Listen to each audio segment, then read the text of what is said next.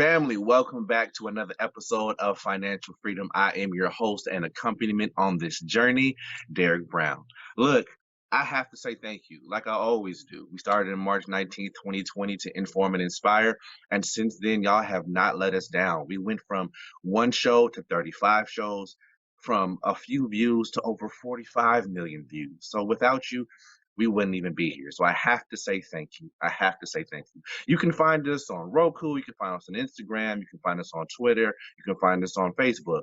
You can find us all under one handle at The Hope TV. One word, all caps, at The Hope TV. One word, all caps. We have a great show for you today. We have a lady coming back with us, Sylvia Neely David, MBA. She's been with us before. But for this Women's History Month, I had to bring back an expert to talk to for the subject. She has been an entrepreneur. She's a management consultant. She's a mentor. She's an advisor. She's a leadership coach. She's a national speaker. She has her bachelor's from Albany State, and she has an executive master's degree in business administration from the University of Georgia. She is 25 years deep in this HR game, plus some. She's a true generalist. She's literally been all over the HR department and knows how to run it. Ladies and gentlemen, please welcome Sylvia Neely David, back again for the show. Thank you, Derek. Thank you for having me again. It's always a pleasure to have you. I'm excited about the conversation. Let me ask this, because the topic of the show is really financial inequality, right?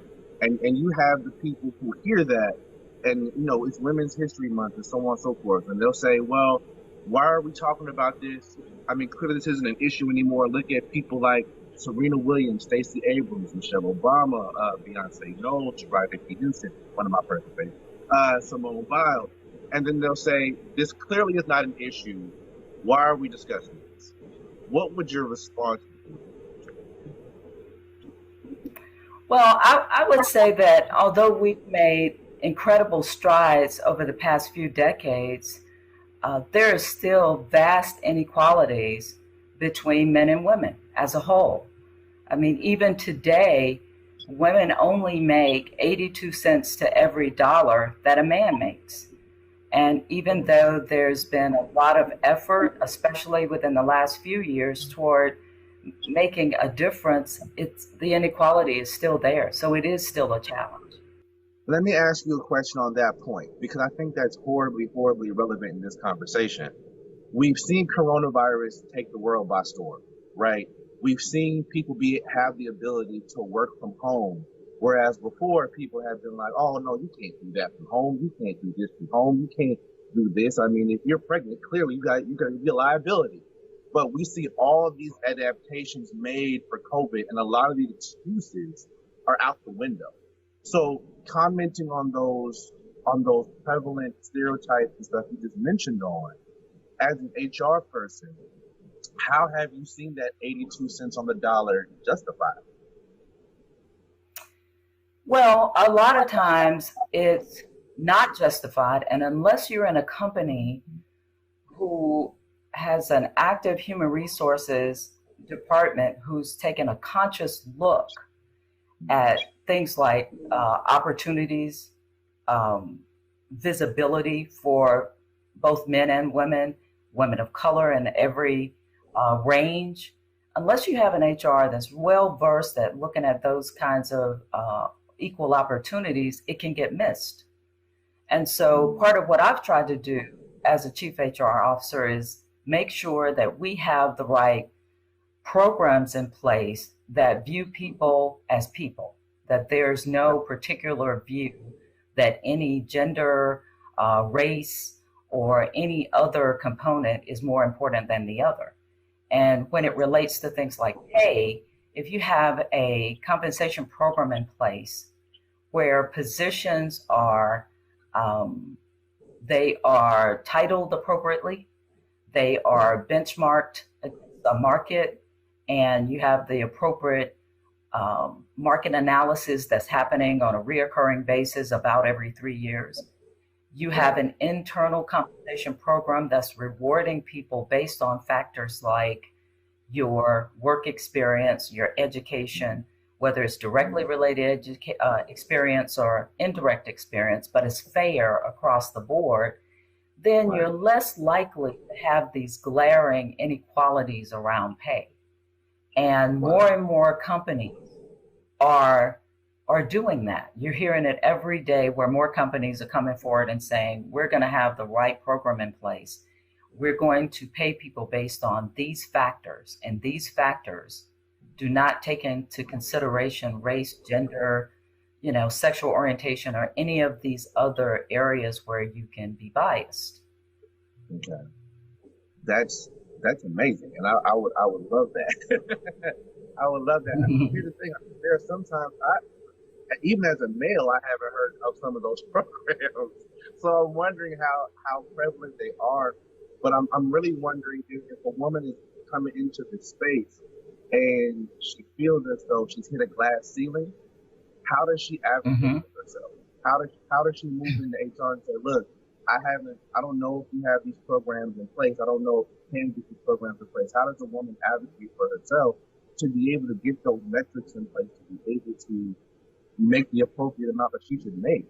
And then I also am curious about, this is my, I don't know which order you want to answer this question, but you mentioned title. How important is your title in getting the appropriate pay that you deserve? Well, it's a couple of things. I'll take the last question first. The titling has to do with the actual role that you're playing. So when we go out and benchmark jobs, yes, we use the title, but we also look very deeply at the job description because it tells us pretty much the depth and breadth of that role. And so it's not just the title. And when there's recommendations for title changes, we make that known to the employer. And as a Mm, consultant, we come in and we say, you know, that particular role, based on how it's written, is is appropriately matched to this role in the market. And so the more mm, prevalent title is XYZ. And we share gotcha. that with them, and that we would recommend that you kind of mirror the market in terms of your titling or Okay. your job architect.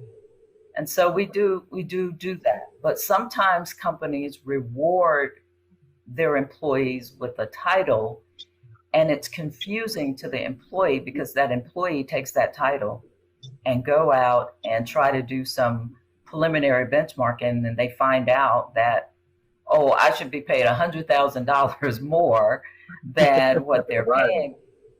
That what right. that person is not doing is really looking at the scope of the role and the full depth and breadth of it, because they just may not understand those kinds of things about compensation.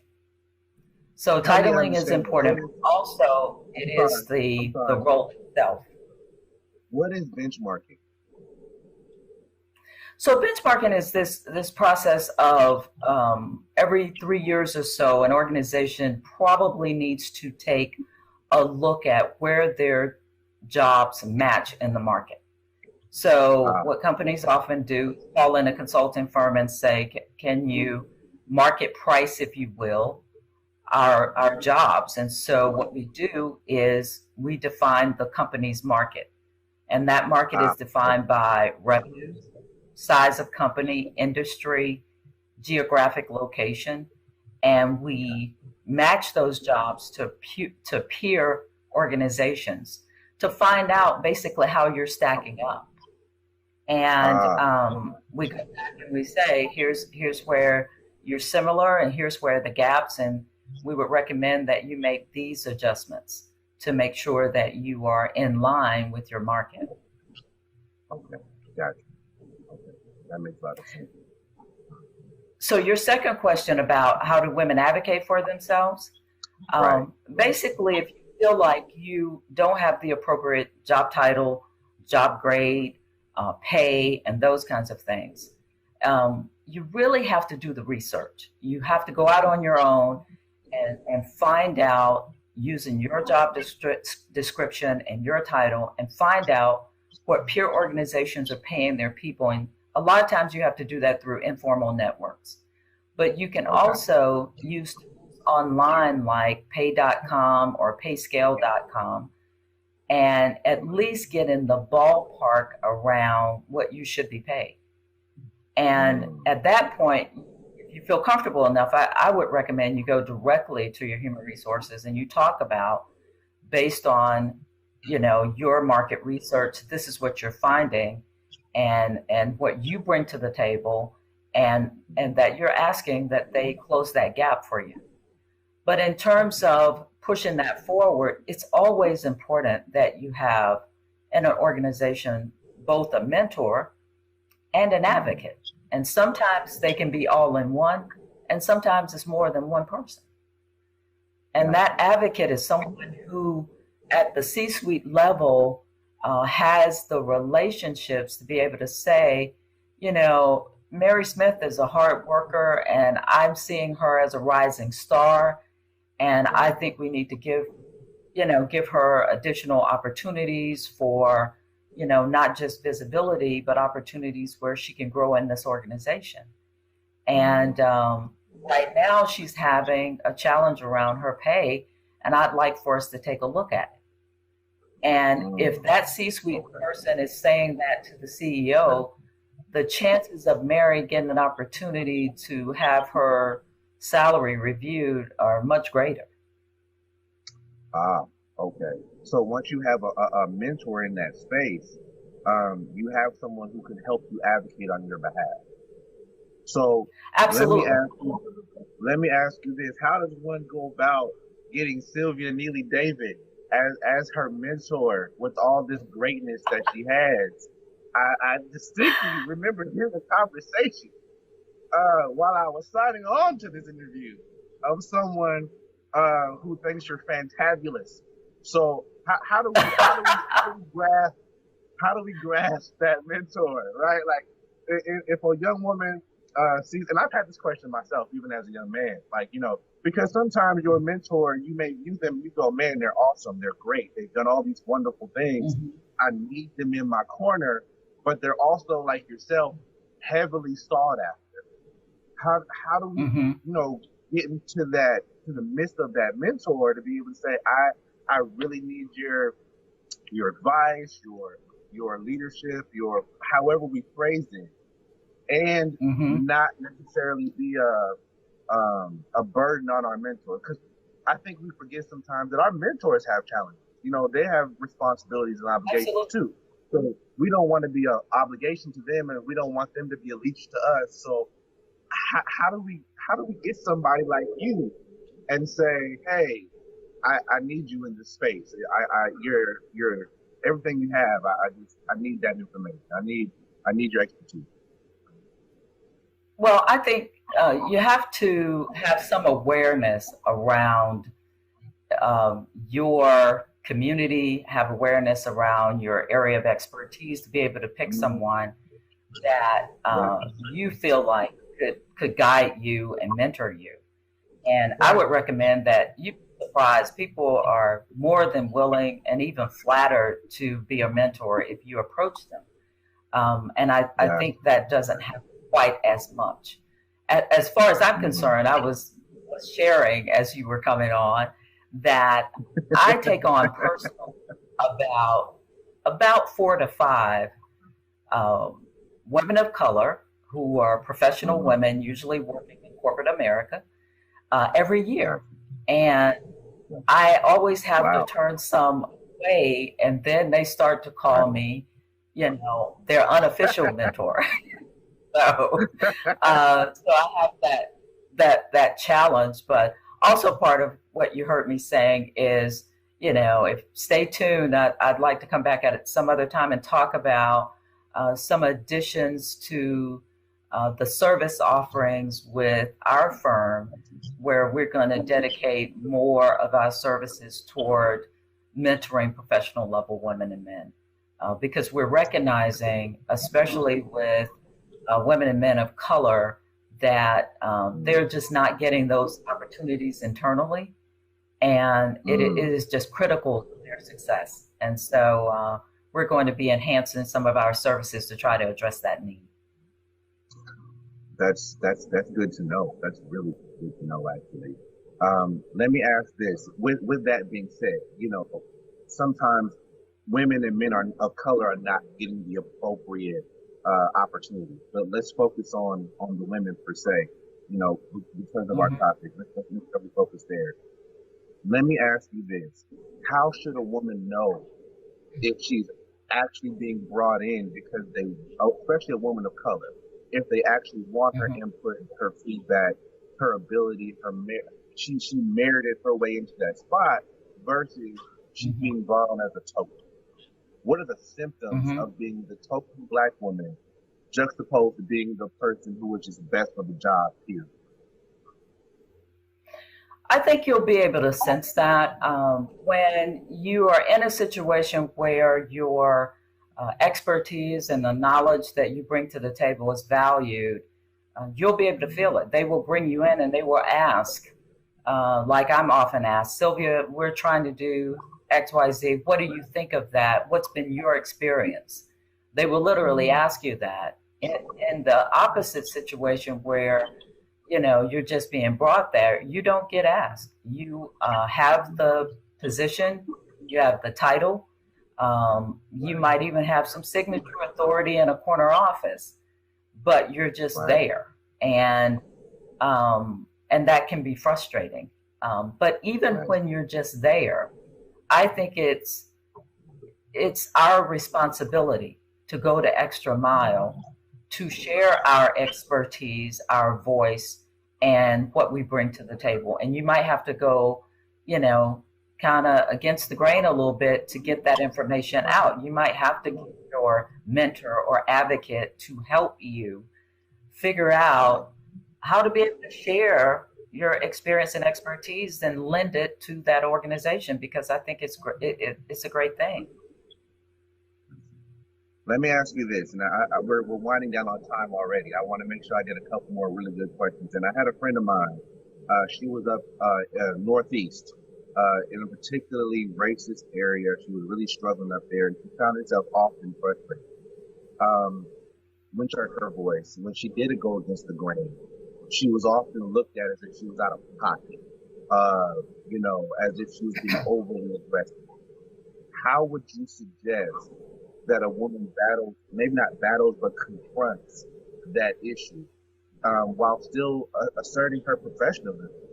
Because there, like you said Hmm. earlier, there are stereotypes and ideas in our culture that abound, especially when a woman is just trying to show a sense of leadership and take her rightful position that she was hired.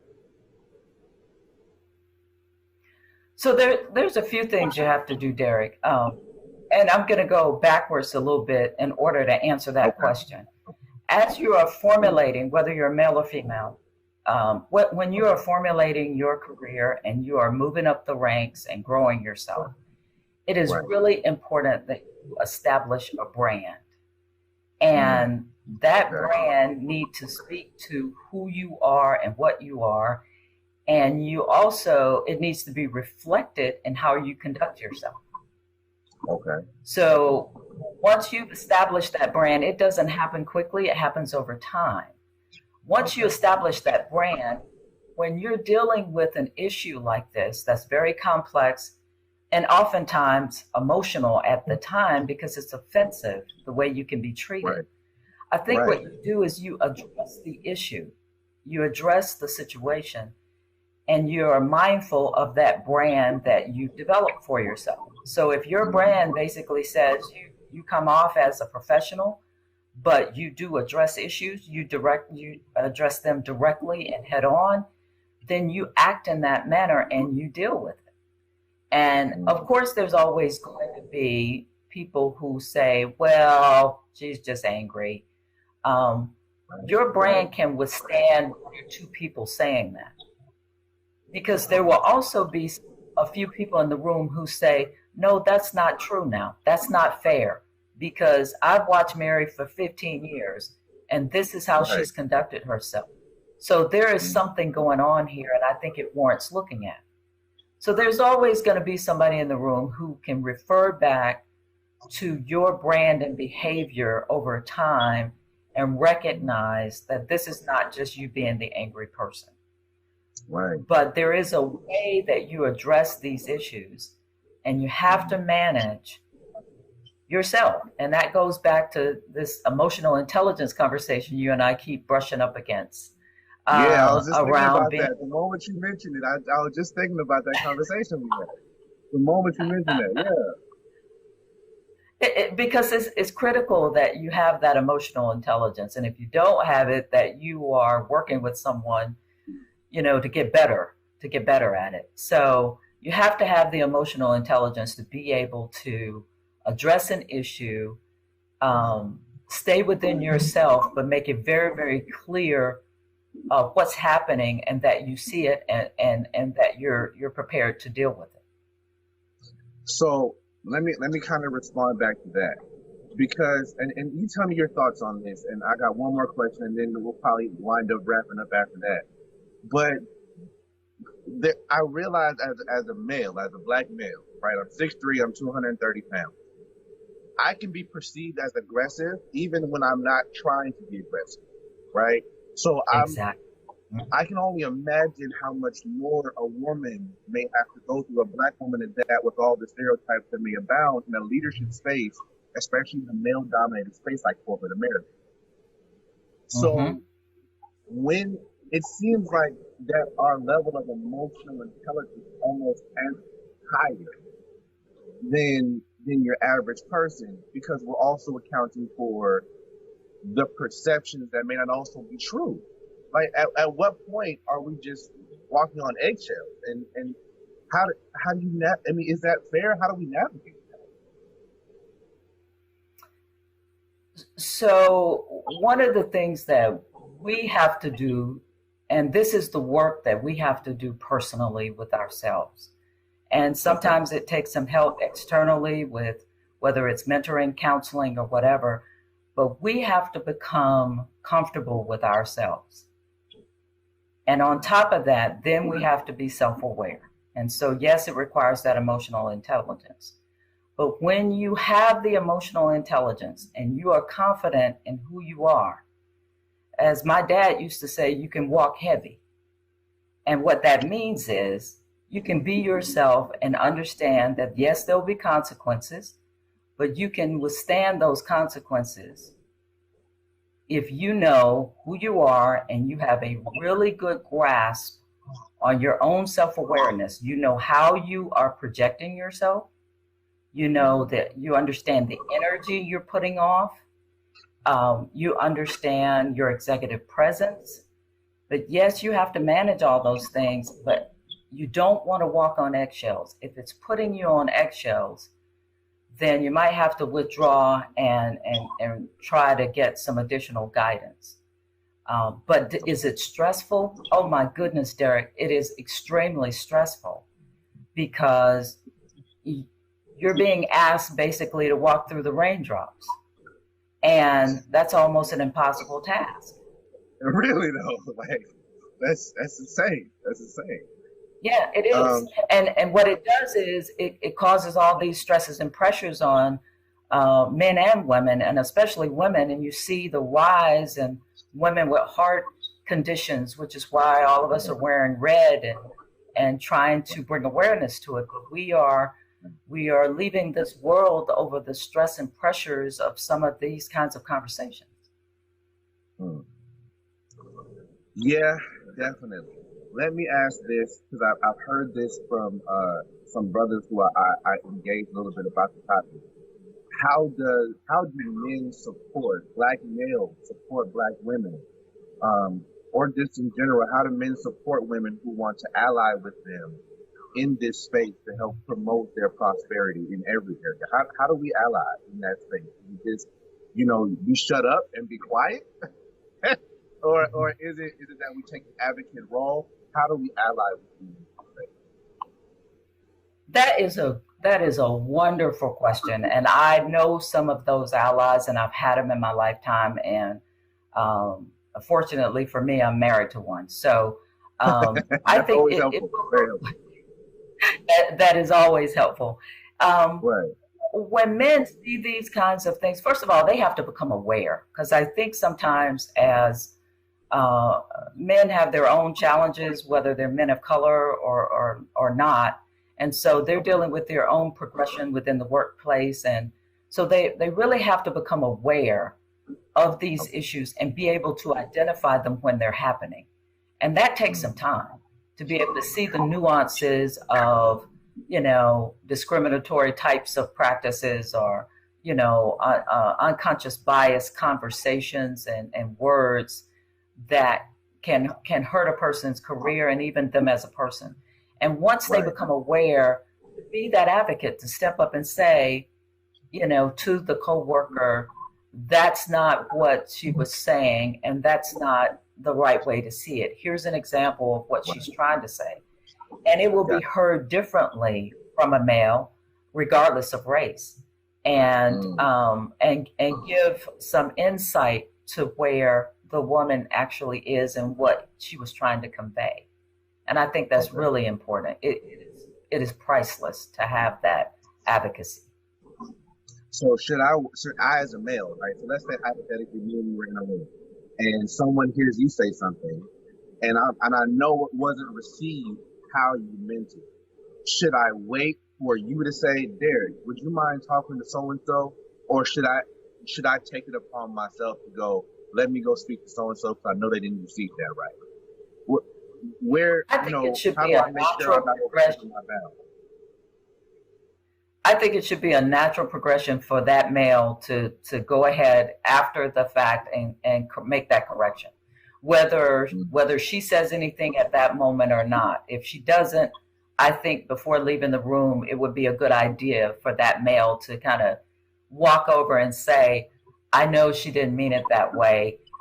Here's a way to kind of understand what she was trying to say," knowing that it might be taken differently by you. I think you should immediately become that advocate, because remember, I'm asking males to be a little more self aware about those things and feel free to act upon them. And then you can circle back and say, I heard what you said, and this is what I said after you left the room to support you, because I understand the message you were trying to convey.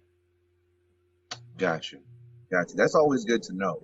Because I've definitely heard those men before say, I'm not exactly sure what I should and should not do. I don't want to overstep my bounds. I don't want to make her feel like she needs my help, but I want to be of help. It can be a Right. very mixed emotional space for some guys. So You're right. That thank is you kind for of that. delicate. Yeah, it's weird because we don't want to be the bad guy, but we want to be on your side. And sometimes I've heard men say, I just don't know how. Exactly. And then I've seen men act on the snap and make things worse than what it was. So sometimes I've been like, yo, just talk to her first. But at the same Right. time, I think what you said was very critical in the idea that Hmm. it should be a natural evolution of that Hmm. awareness to the point where we know kind of what's going on to be able to say, yeah, this is what you meant. This is not what you meant. And I know she's okay with me saying these certain things. So thank you so much for that. That's very helpful. You are quite welcome. Thank you. Miss Sylvia Neely David, where can we find you and your consulting ad if we need? Well, I can be found on LinkedIn at Sylvia Neely David, linkedin.com, and then Sylvia Neely David. On Twitter, I'm at Sylvia Neely1. And then, of course, the organization is HTC Advisors, which can be found at www.htcadvisors.com. Got you. Again, thank you so much for being here. It's been a pleasure. Thank you for coming back. We know time is valuable, so thank you. Thank you. It's been another great conversation, Derek. Thanks for having me. Thank you so much. Thank you so much. Ladies and gentlemen, this is another episode of Financial Freedom. Thank you for taking the time to join us, and I look forward to seeing you again. As always, be safe out there.